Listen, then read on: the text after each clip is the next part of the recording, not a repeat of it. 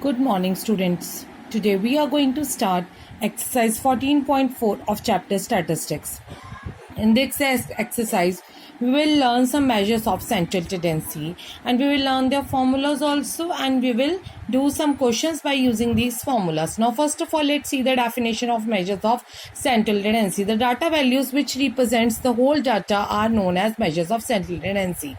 Now, we have done in the previous exercise, you know that the representation of the data. So every time it is not necessary that we need the whole data to analyze something. So we need sometimes some particular values which can tell us what is the data, how the data looks like, and we can take the information that we need.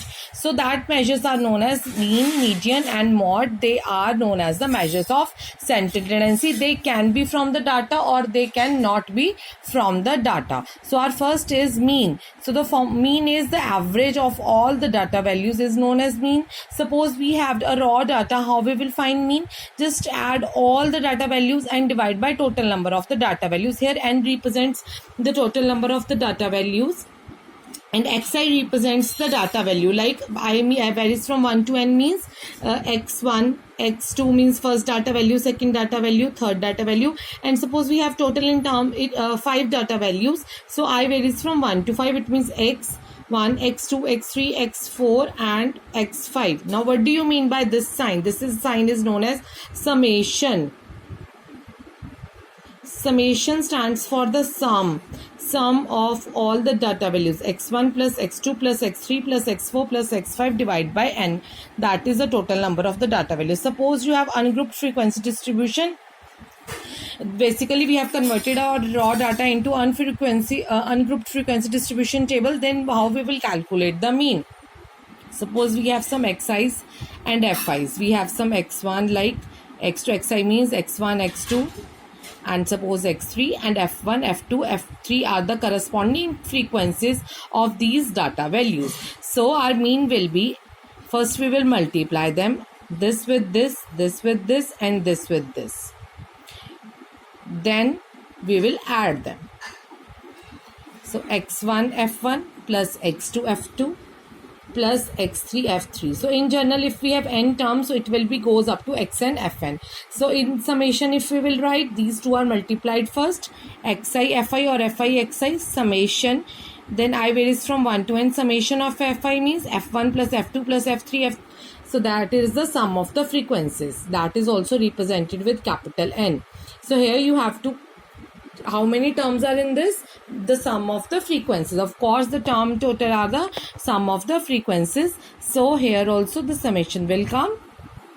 So students, please don't do any mistake here, like if you add them and then in the end multiply, then your answer will be totally incorrect. So where x1 are the data values and fi are the frequencies. Median, it is the data value which divides the whole data into two equal parts. So suppose if any data is there, a data value which can divide a data into two equal parts is known as the median. For that you have to arrange the data in the ascending or descending order. First generally we arrange in the ascending order. Suppose now if the number of the data values are odd, so it is clear that suppose they are 5, 1, 2, 3, 4, 5. So this data value will divide the whole data into two equal parts. Now if we have even number of the data values, then what will happen? So that can be, suppose we have 6 now, so that can be this or the half of this. So how you will find the half of the 2, mid of the 2? Add this and divide by this, so it will give you the half of chord. So in general we have the two formulas for the odd, n plus 1 by 2th term. Suppose you have 5 odd number of terms, 5 plus 1 upon 2, that is the third term. We have done that third term.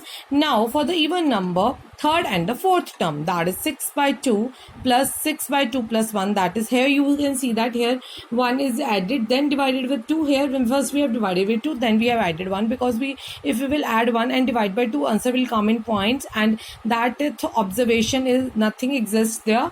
Observations are 1, 2, 3, 4 and so on. So it's n by 2th observation plus n by 2th plus 1th observation whole divided by 2. Now we have mode. The mode is the most frequently occurring observation. So if we have any data, the most frequently occurred observation is known as the mode. Now we will start with the question number 1. So we have given these values, just find their mean, median and mod. We have done these kind of questions in 7th and 8th class as well. So let's arrange them. First of all, for median you have to arrange them in ascending order, but in the mean no need. You can simply add and you have to count how many terms are there, 10. So your answer is 2.8. So your mean is 2.8. And for the median you have arranged this data. You can see the number of the terms are even. So the answer is 10 by 2th observation, that is the 5th observation. And 10 by 2th plus 1, that means 5 plus 1, that is the 6th observation. So 3 plus 3 upon 2, that is 5th plus 6th observation. Don't add 5 plus 6. You have to put the value of 5th and 6th, then add. 3 plus 3 upon 2, that is 6 by 2, which is equals to 3. And mod you can clearly see from here, 1, 2, 3, 4 times 3 is occurring. So mod is 3, right? So now question number 2 is your homework. We will do the question number 3. Now you have to find the median. Median is given to you in this data. You have to find the value of x and just this x. Okay, so what you have to do, arrange the data in the ascending order. They have already arranged because you don't know which two numbers are these, so they have arranged it for you. So now we will count the number of the terms so that we can see that which formula we can apply for the even or for the odd. 1, 2, 3, 4, 5, 6, 7, 8, 9, 10. It's 10. So 5th observation and 6th observation. So 5th is x and 6th is x plus 2. X plus x, 2x plus 2. 2 will go on that side, this one. So it will be 126. Now this 2 will be subtracted from here. 124. This 2 is in multiplication. It will be divided. 62 is equals to x. Now you can see that you have to your 5th term is 62 and your 6th term is 64. 62 plus 2, 64. Now in the question number 4, find the mod of these data values. You can clearly see that 1, 2, 3 and 4. 14 occurs 4 number of times here. So mod is 14. And in the question number 5 here we have this kind of data with us. You have to find the mean from here. This is the ungrouped frequency distribution table. First of all you have to find fi, xi, means you have to multiply these two right here. Multiply these two right here. Similarly multiply all these. So this is your f1 x1, f2 x2, f3 x3 and so on. So here I varies from 1 to, you can see that 1 2 3 4 5 6 7 8. So here instead of n you can write 8 as well. I varies from 1 to 8, f1 x1 plus f2 x2 up to f8 x8. So this is 305000 if you will add them. Now you have to divide this by this. The total of these frequencies, that is 60. So you have to divide this by this, and in the end you have got rupees 5083.38. So these are the salaries of some workers and this is the mean salary. Okay, in the question number 6, give one example of the situation in which the mean is an appropriate measure of central tendency. So when you have to calculate the mean marks of the students, that is the appropriate measure of central tendency in that case. Now you have to tell one case where mean is not the appropriate measure but median is an appropriate measure. So you have to tell the average beauty. So average beauty will be always referred with the median, not with the mean, right? So in this way we have done the last exercise of this chapter. Students, please complete this work at your home. Thank you. Have a nice day.